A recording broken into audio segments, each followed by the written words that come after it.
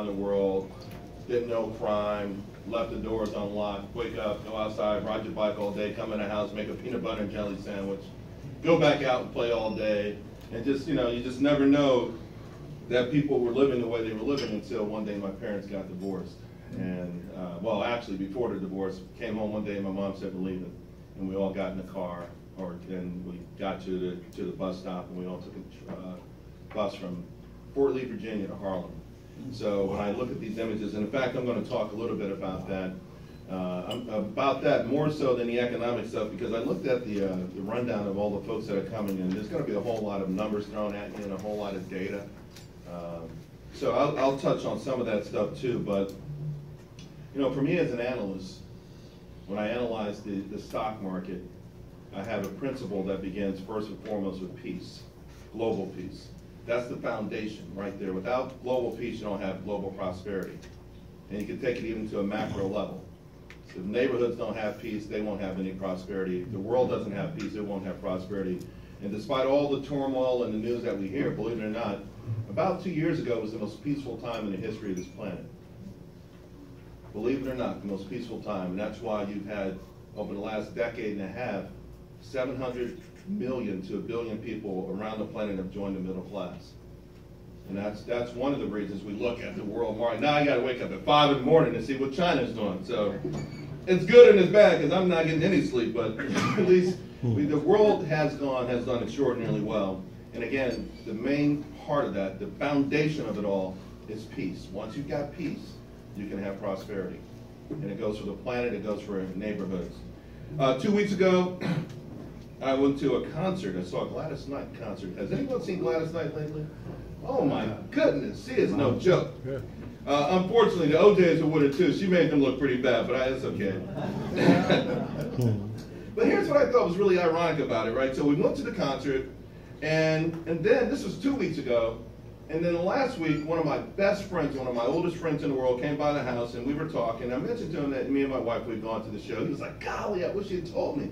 He says, "Because I've been playing one of her songs over and over every single day. Make Yours a Happy Home." It's from the movie Claudine. And him and his wife have gone through some ups and downs. But, for those who don't know, Claudine starred Diane Carroll and James Earl Jones. Came out in 1974. It came out maybe 2 months after we moved to Harlem. And it was actually filmed across the street from where we were staying. So then you want to talk about another coincidence. So this is in the last 2 weeks. So this Sunday, I was doing a little work, getting ready for the week, and in my home office, a little bored, so I said, let me listen to some music. I go to YouTube. I actually put on Houdini, the rap group. And then YouTube kind of, so I go back to work, and YouTube, it just takes it from one song to another, sort of random. You don't know what's going to come up. All of a sudden, guess what comes up? The entire movie Claudine. And I'm saying to myself, this is really, really, really weird. Some kind of intervention, divine intervention. Why? So why do I say that?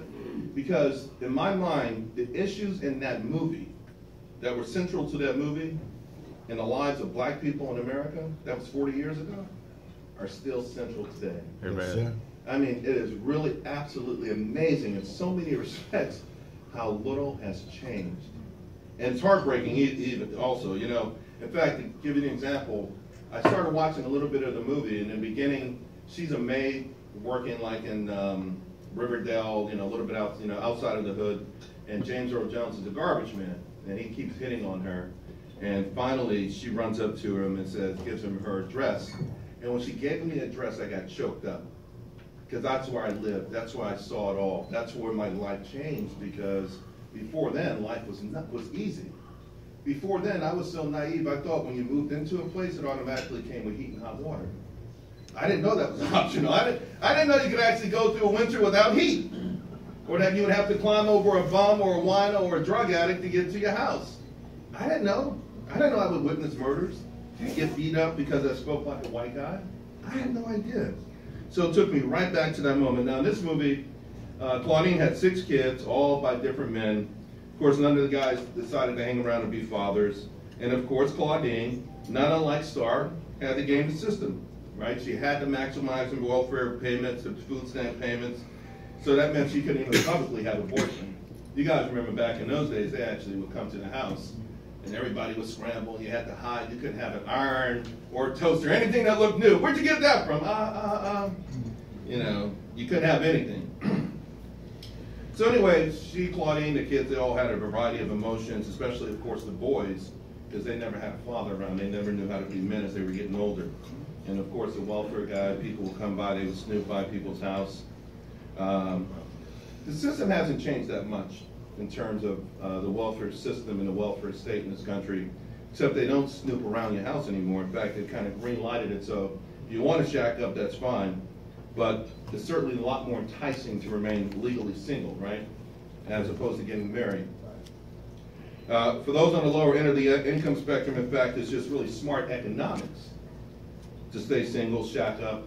Anything from earned income tax credit, food stamps, Medicare, even the new Obamacare rules encourage mothers to have kids out of wedlock. So STAR is all about policy and poverty and how to change these things. So again, when I got to Harlem, when we got there in 1974, the war on poverty, the official government war on poverty started by Lyndon Johnson, was only 9 years old. But by that time, it had already passed all of the budgets that they promised and didn't reach any of the targets that they said. In fact, poverty, by the time Lyndon Johnson started the Great Society and the war on poverty, the level of poverty in America in 1950 was 30%. By the time we started this war in 1966, it was down to 15%.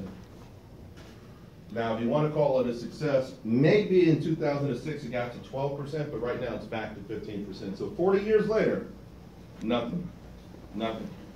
In fact, children in poverty in America at this very moment are 22%. That's your national average. For black kids, it's 39%. So it's not only a policy that's backfiring, we're under the assumption, I guess we're under the assumption that the goal has always been economic freedom rather than dependency, but I'm really beginning, well, for a long time I've doubted that. Not only that, though, you add to these policies the rhetoric, which not only greenlights the kind of behavior that dooms people, it seems in many instances it actually encourages it.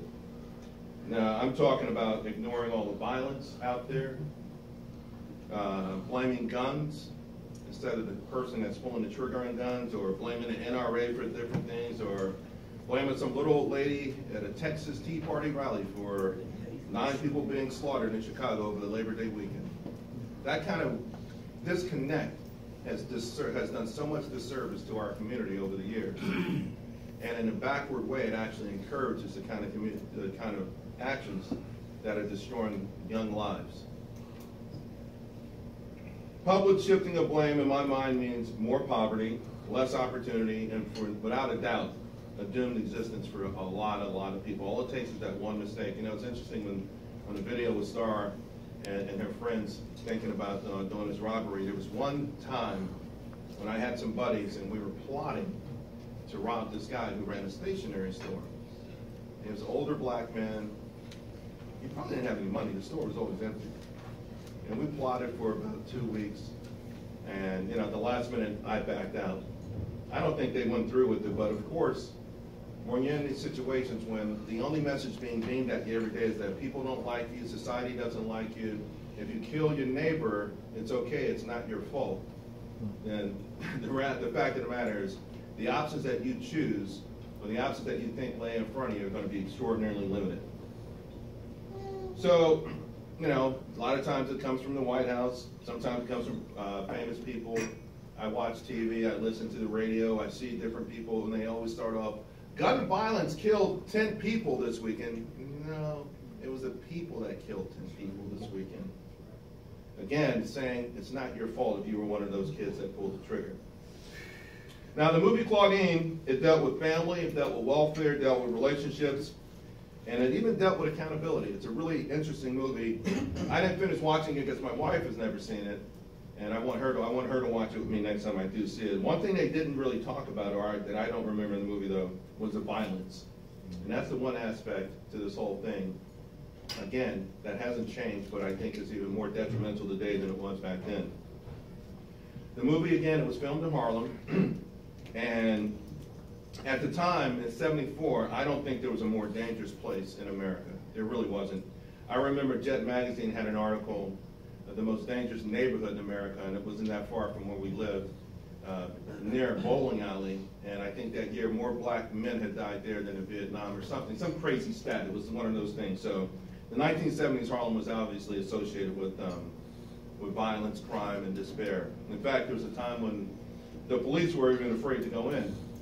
The ambulance, you know, the service was so bad, and we would joke, but we were really serious too, that if we ever got shot, call me a cab. Don't call the ambulance, you know, because you would bleed to death waiting for an ambulance. Okay. The violence there, it hit the peak in the 1980s. That's when crack was introduced, and you know, it's the stories of people killing their own grandmothers. The people that I knew personally that succumbed to it. And what's really amazing about the crack epidemic, and I've spoken to crack dealers, is the amount of smart people that got hooked on crack. I think everybody knows someone like, who, what, he, she. Absolutely amazing. Up until 10 years ago, I had friends who were dying from crack. And it's just, I had a kid who worked for me who died of a crack overdose. His father worked for me, and his son was sort of wayward, and he came by. He was a nice kid, though. His name was Maurice. And I said, you know, Mom, I'll give you a job. And Mo started doing pretty good. Now, Mo's thing is he would come in real early and call all of the leads we had from overseas. And for whatever reason, he clicked. He started making good money. And I would notice, you know, we'd get paid on Friday.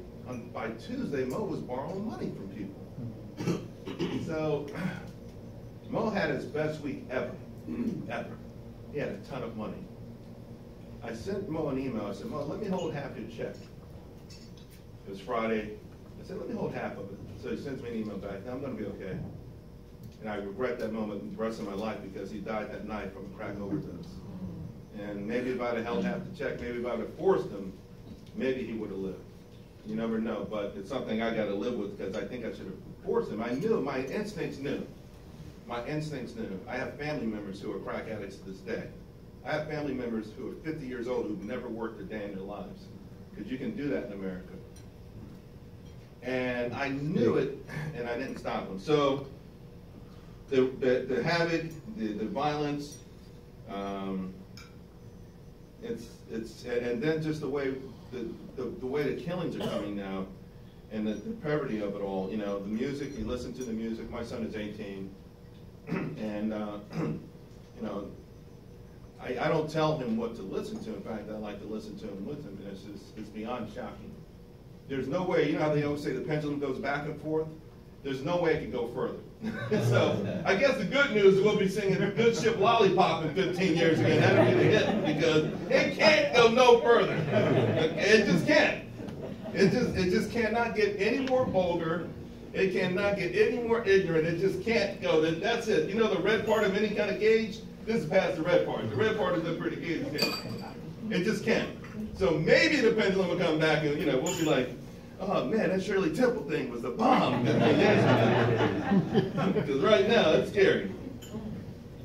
You know, the ability to kill another person without feelings is obviously, there's a psychological thing. And then, the ability to kill people if you're not acting in self-protection or self-defense or protecting others in your country is a psychological condition that really is amazing. And yet, the ability to kill others is being honored. It's actually being encouraged, is actually being ignored or explained to death in the black community.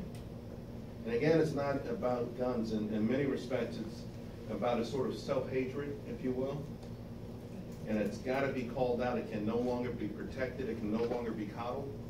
Again, you know, when it comes to economics, I don't care what you're talking about. They can talk about the Fed all day long. They can talk about stimulus all day long.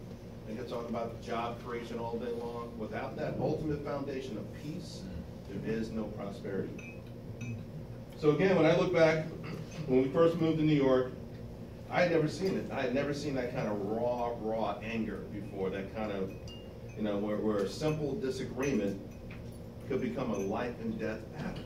I mean, really, right in the middle of the street, a life and death battle. So it's not about guns.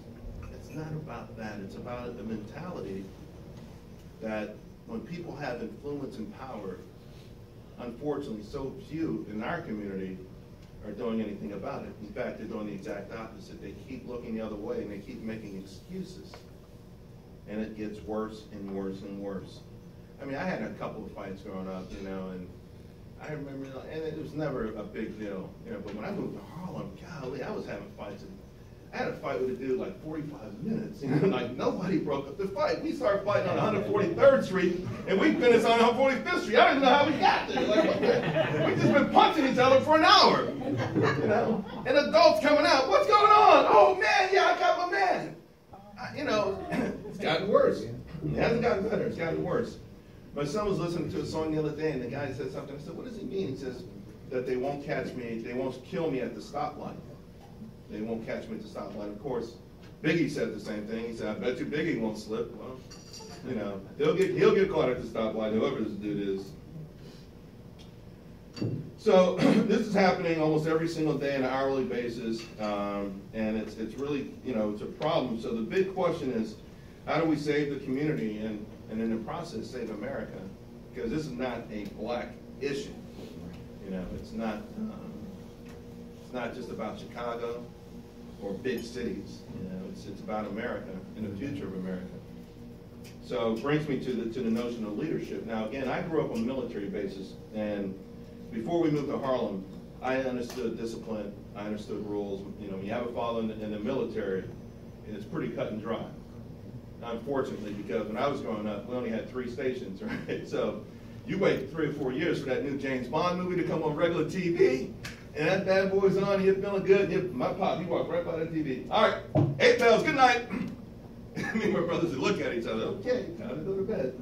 You know, no negotiating there. Yeah, no smartphone to sneak into the bed and watch the rest of it, right? Now, my pop was pretty rough. I remember we used to, my father used to cut our hair, and we know he was going to cut our hair because he would set up like his little barber shop next to the washing machine, and somebody would always say, Daddy, get ready to cut our hair. Oh, boy. We have Afro Sheen water. I mean, I'd be combing my hair left, right. I swear it wasn't no naps. As soon as I sit down, my pop will find so many naps, like pop, pop, pop, pop. I'm just sitting there, tears coming down my face. You know? He's just finding naps, pop, pop, pop, like all over the place. Before that, I swear, if you told me, you got any naps? No way. I done combed this bad boy every way I could.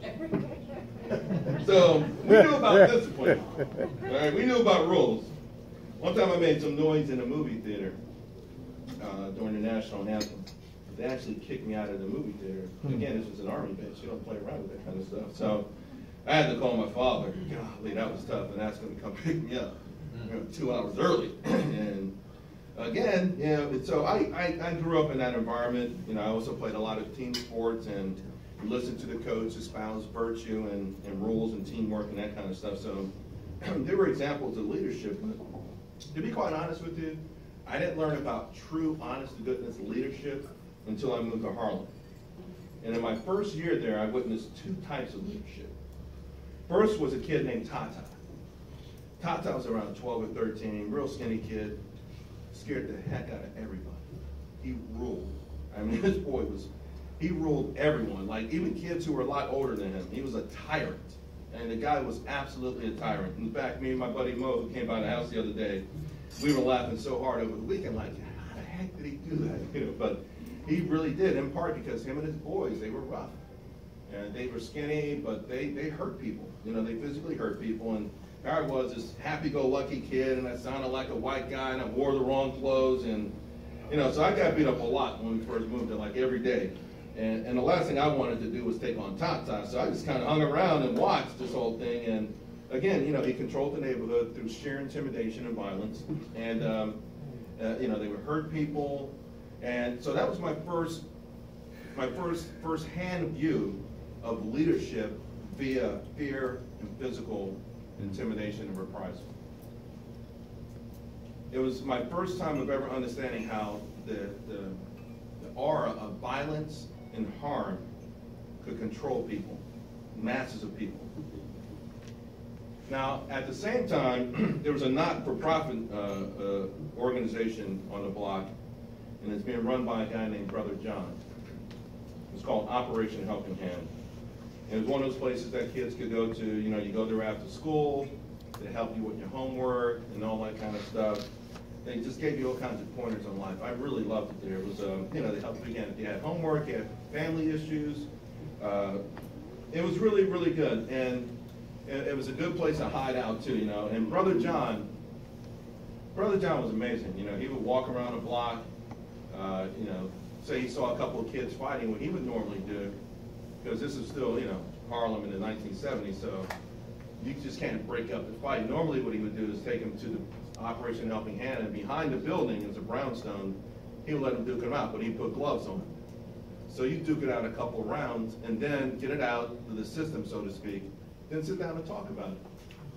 You know, what happened? How did this happen? What led to this? And again, I thought that was, it was absolutely fascinating to see him do this, you know.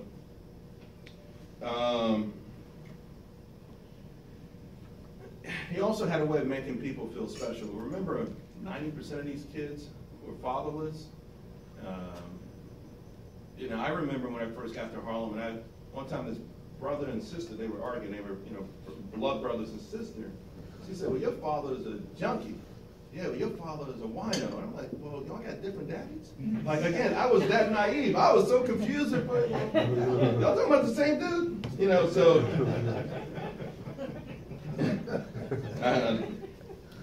You know, and even though the place itself, Operation Helping Hand on the block, was considered it was considered to be like a corny thing, and maybe a lot of the wimps hung out there. Brother John himself got respect from everybody. People around the neighborhood did respect him when he walked around. And I think, you know, even the hardest people, you know, no one really messed around with him in the sense that, you know, it's considered corny and all that stuff. But Brother John himself, people could see the sort of nobleness of this cause of what he was trying to do. So, you know, kids got a lot of chance to spend time with him, you know, and we were challenged in all kinds of different ways, you know. And then there was the other challenges, the watered down curriculum that was being used in the school to placate the parents. You know, I was shocked. I mean, there was a time when it was only the second time I'd ever gone to an all-black school in my entire life, and I was shocked at how far behind the books were. The teacher, I was like a godsend to the teacher. There were times that he and I would just talk, just like, he was just like, "Hi, so you know Zeus?" Like, "Yeah, Zeus, yeah." You know, social studies is my favorite thing, you know. And of course, the one mistake I made was we had a test one day, and we were halfway through the class. I said, "We're going to take that test."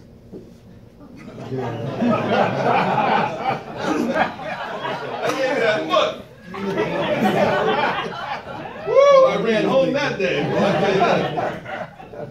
I was running out them cheap sneakers, boy. You know them cheap hard sneakers that didn't bend? Woo! I was wearing them bad boys out. I'm going to tell you right now. I was like, yeah, I studied. I was ready to take the test. I was confused. They looked at me like, yeah, well, all right. Yeah, there you go. Running home again. Woo. I should have went out for track, man. So it was a great place to hang out. And so eventually, Tata and Brother John were killed within a month of each other. Yeah. Tata fell from a six-story, what roof of a six-story building. There's a lot of theories. No one knew exactly what happened. You know, some say that he had saw a TV in someone's apartment and was trying to crawl over to get it, steal it. It's possible. Some say he probably was thrown off the roof, you know. Might have offended someone, ripped somebody off, whatever it was. And Brother John, he was killed trying to break up a fight. So he saw two guys fighting and said, "Come on, guys," and one of the guys stabbed him. So Brother John was killed that way.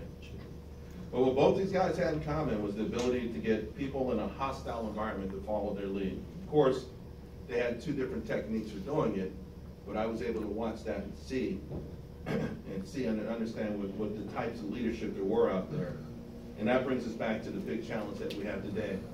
You know, the leadership to change or lead people who live in very hostile, hopeless situations. You know, tough love, real love. You know, people are drowning, and it's one of these things where I think it's got to begin without this sort of fake war against the NRA and this fake war against guns and this fake war against inanimate objects and these enemies that, you know, believe it or not, the average person in the Tea Party doesn't wake up and say, how can I ruin the life of a kid in Chicago? Most of them are waking up wondering how they can pay their rent, you know? So the victimization game, though, has never been played at a higher level than it's been played right now. And I actually thought that would have been the main thing that would have changed with the election of President Obama. But I got to tell you, I get the emails and stuff from the NAACP and others, and you know, the window of opportunity, unfortunately, now is starting to shut. But those emails didn't change. Those emails still told me I was being victimized in this country. Those emails still suggested I was being hunted down, that I was being lynched, that I had no opportunities. Those emails didn't say the election of the first black president in America underscores the amazing advancements that we've made in this country and how far we can go. Those emails never said that. Those emails never say that. And so the victimization thing is still being sold, and the result is we've got a full-scale actual war of blacks against blacks. And you know, this whole other thing about social justice, driving things, this whole other thing about climate change, higher minimum wage, it's just not going to work. More recently, I'm really concerned about things like Black Lives Matter, started by a guy from Central Europe, George Soros, who's never had much love for the West. He bankrupted the pound once. His motives are very, very worrisome, very, very scary. It's one of these things where we keep hearing that the thing is more government involvement in our lives. More government involvement to protect us from all of those people around the corner that want to continue to hold us back. So again, here we are, 50 years from the war on poverty. And it's interesting because all of the solutions that I'm hearing now were part of that original thing, right? Elementary and Secondary School Act, the Voting Rights Act, Medicare, pollution and water controls. This is all the things that we're hearing right now. It's the same playbook. Maybe it gets you elected, but it doesn't do anything or hasn't done anything to change anyone's lives, not our lives. And all it's done was take further accountability from the person. So somehow we've got to find a way in this country, to demand a lot more from ourselves and from each other and the person in America. Somehow it's got to be told that that's the only way to get this thing fixed. That's the only way we're going to ever really, really do it. And here's the thing. Everybody's got these God-given abilities. Let's learn how to use them. You can't learn how to use them if you're born on welfare and you die on welfare. You'll never, that kernel that's sitting inside of you, you'll never foster it, you'll never grow it, you'll never make it into something amazing. Americans being paid not to work. Immigration's like the top issue now in the election. It would be a non-issue. You know, in Alabama a couple of years ago, they enacted the toughest immigration law in the country. The next day, the factories were closed. Not because they were closed, they didn't have any workers. Now, my mother lives in Alabama. I've been there a lot. I get on a bike, I drive around, I see a porch, and there's 37 people listening to a boombox. They don't have to work. If you pay people not to work, you get an illegal immigration problem. Someone's got to take those jobs. So this great welfare society, this great utopia that we have, has backfired tremendously. We've got to figure out a way to be honest about everything that we're doing, honest about ourselves. And I just wanted to say, we know the solution as far as the clergy in the room. We got to, you know, Brother John is the example. We got to take it to the street. The answer we know is God. And I will say one thing: if you ever get a chance to see the movie Claudine, at the very end, as the credits are rolling up, there's a kid on a bicycle, skinny kid, looks really happy-go-lucky. That was Tata. Thanks a lot. God bless.